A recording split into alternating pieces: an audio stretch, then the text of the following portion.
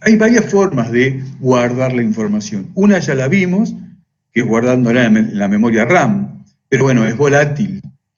Otra forma de hacer persistente la información es en un soporte magnético o óptico.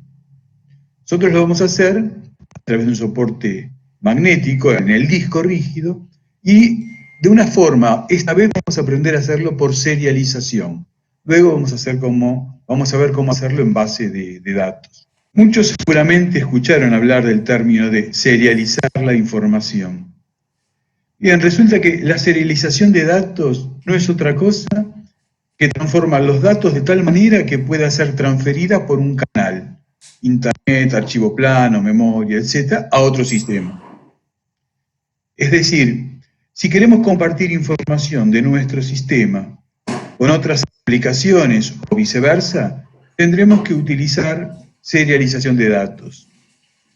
Podríamos utilizar serialización de datos, no es que tendríamos que hacerlo.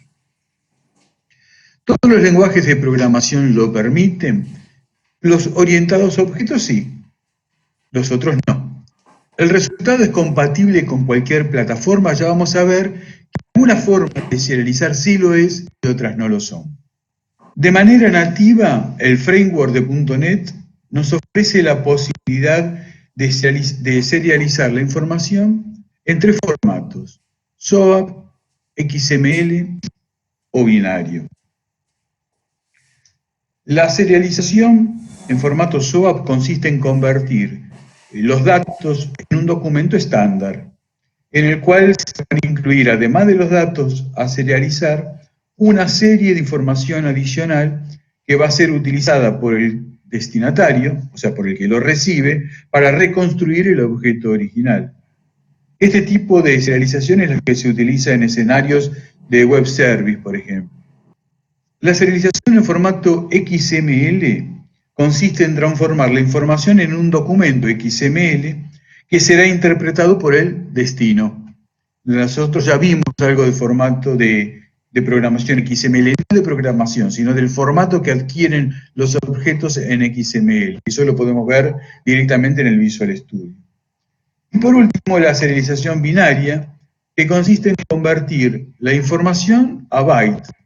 Y se utiliza comúnmente en los escenarios donde la información es transferida por la red hacia un sistema de destino, el cual recibe dicha información y realiza el proceso inverso a la serialización, que se llama desserialización del objeto. El objeto que es recibido, como una cadena de bytes, es transformado luego nuevamente en el objeto. La serialización SOAP, que es la primera que habíamos hablado, consiste en utilizar un formateador especial que genera un documento SOAP con la información del objeto que se desea serializar. Este formato de serialización es el utilizado en los servicios web, ejecutándose en diferentes plataformas como en Linux, Windows, etc. Sin embargo, una de las desventajas que tiene este formato es que genera una gran cantidad de información al serializar nuestro objeto, debido a que se debe cumplir con el estándar de los documentos SOAP. Por este motivo, es necesario analizar qué tipo de serialización utilizar en cada aplicación que nosotros hagamos. En la serialización en formato XML,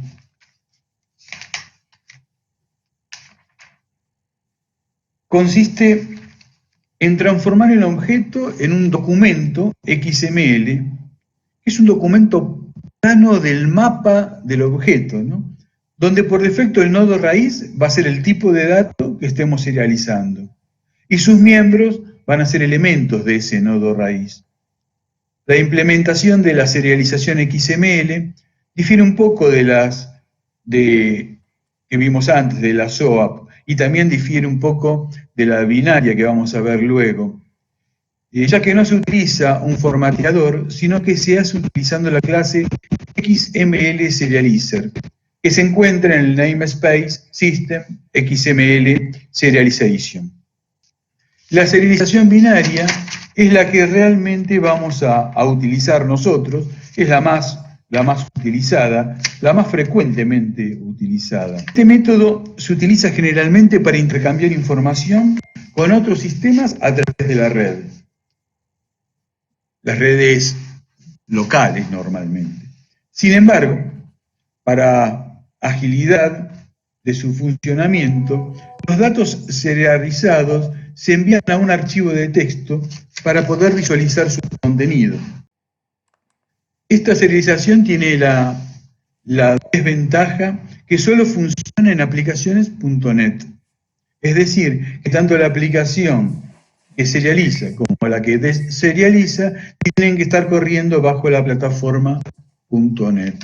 El objeto binary formatter es el que nos permite serializar y deserializar. Pero como vamos a usar también archivos, nosotros vamos a necesitar el system.io, que nos va a procurar el file stream para crear un archivo. Eso lo vamos a ver luego en la práctica.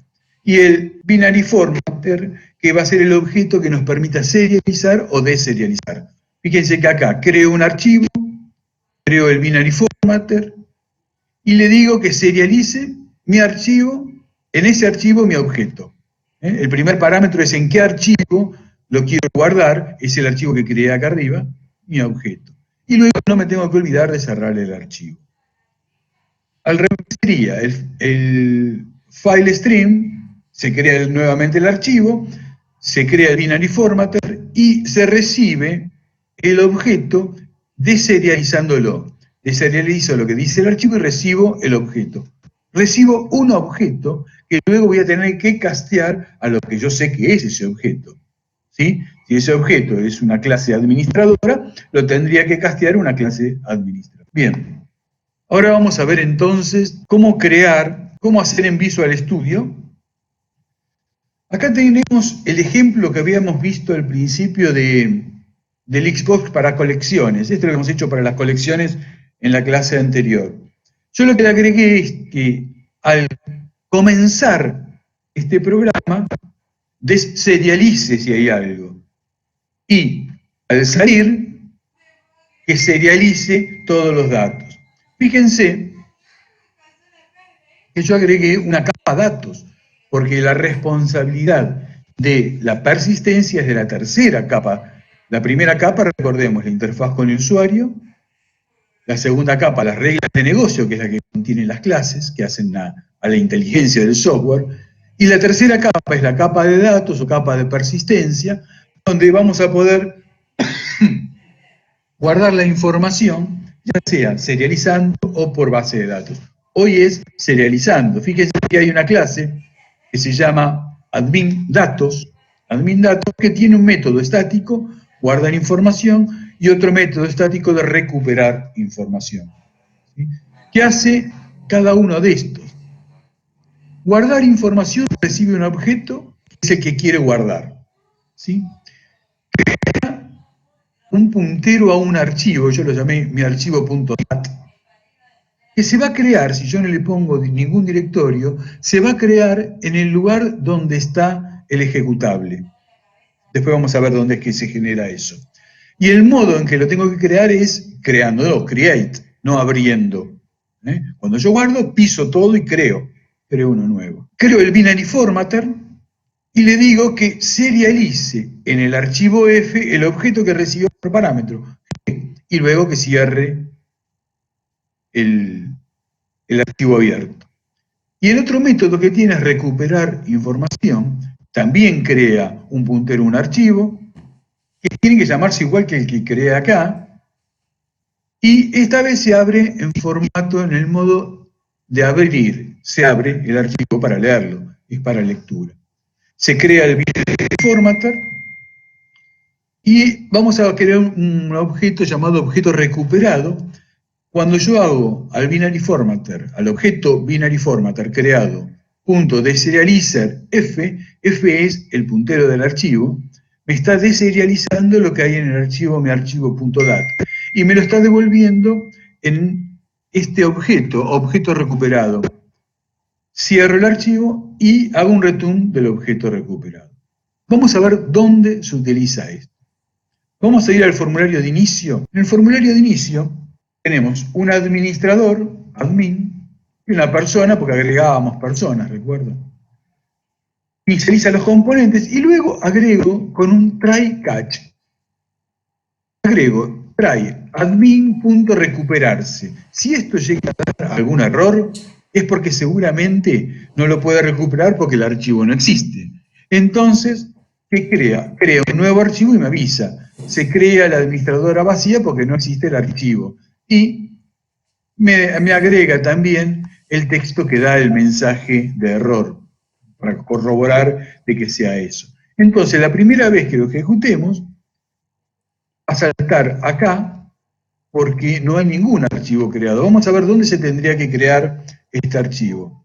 Este archivo yo lo tengo en Documentos, Visual Studio 2019, Proyectos. Este proyecto se llama Serialización. Hay una carpeta, como copié la carpeta de ejemplos, está acá adentro. La interfaz con el usuario es la que me genera el punto .exe. Como estamos haciéndolo en modo debug, vamos a bin, debug, y acá en bin debug vemos que no está el archivo que nosotros llamamos mi archivo .dat. Entonces vamos a ejecutar nuestro programa y me está recuperando alguna información. A ver. Ah, estaba en mi archivo .dat. Estaba en mi archivo .dat, que yo ya lo había probado antes. Entonces por eso me recuperó la información. Voy a salir, voy a borrar el archivo, mi archivo .dat, lo voy a ejecutar nuevamente, y me dice, se crea la administradora vacía por no existir el archivo con datos. Lo que me devuelve el catch, la excepción es, no se pudo encontrar el archivo .dat. Aceptar. Entonces ven acá, no recuperó nada, pero sí me creó una administradora vacía. Yo lo que voy a hacer, voy a crear una persona, DNI 30 millones, 30 que es más fácil, nombre, Juana. La creo. Juana se agrega en las dos colecciones, una colección es genérica y la otra es una release. En esta yo podría agregar cualquier otra cosa además de personas. Voy a agregar otra persona más, DNI 20, 25, 25, 25, que se llame Pedro. Voy a agregar ahora un número. Este número se agregaba así al azar, le daba un número aleatorio y lo agregaba, eso lo habíamos visto en la clase anterior. Voy a agregar una nueva persona, DNI 52, 52, 52, 52, nombre Elsa. Bueno, una vez que tengo esto voy a salir. Cuando salí, aparentemente no pasó nada, pero fíjense lo que pasa cuando yo salgo.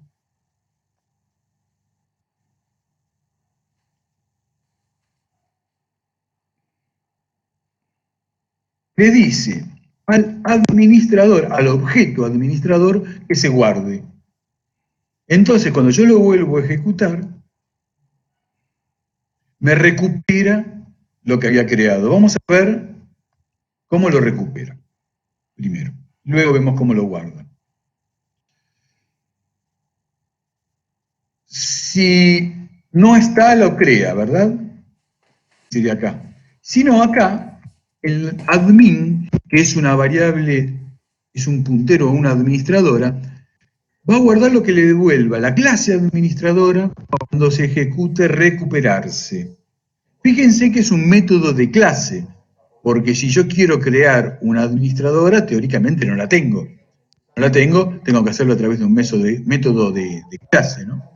Voy a ir a la definición, y acá tengo qué es lo que hace de la clase administradora el método recuperarse. Le dice a adminDatos que recupere la información. Recuerdan que vimos que devolvió un object. Ese object lo castea a administradora y lo devuelve. Vamos a ver cómo crea, cómo recupera la información.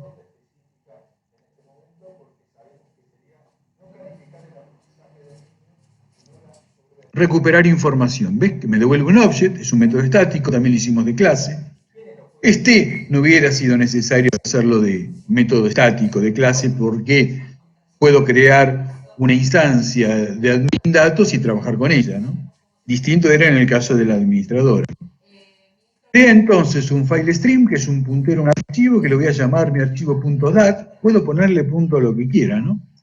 File.open, o sea que cree un archivo para abrirlo. Yo voy a abrir mi archivo.dat porque si estoy donde estaba es porque existe realmente. Creo el binary formatter. Al objeto recuperado creo un object, objeto recuperado, y ahí pongo lo que me devuelve el binary formatter al deserializar. Deserializo del archivo F, o sea, de mi archivo.dat. Cierro el archivo y devuelvo el objeto. Este objeto que devuelvo es el que se recibe acá. ¿Y qué hace? Lo castea a administrador y lo devuelve. ¿A quién se lo devuelve? Y se lo devuelve acá, que es donde habíamos comenzado. Y lo guarda en admin, porque admin es un objeto de la clase administradora que es devuelto por este método. Bien, de esa forma entonces recuperamos. Ahora vamos a ver qué hace el botón salir. El botón salir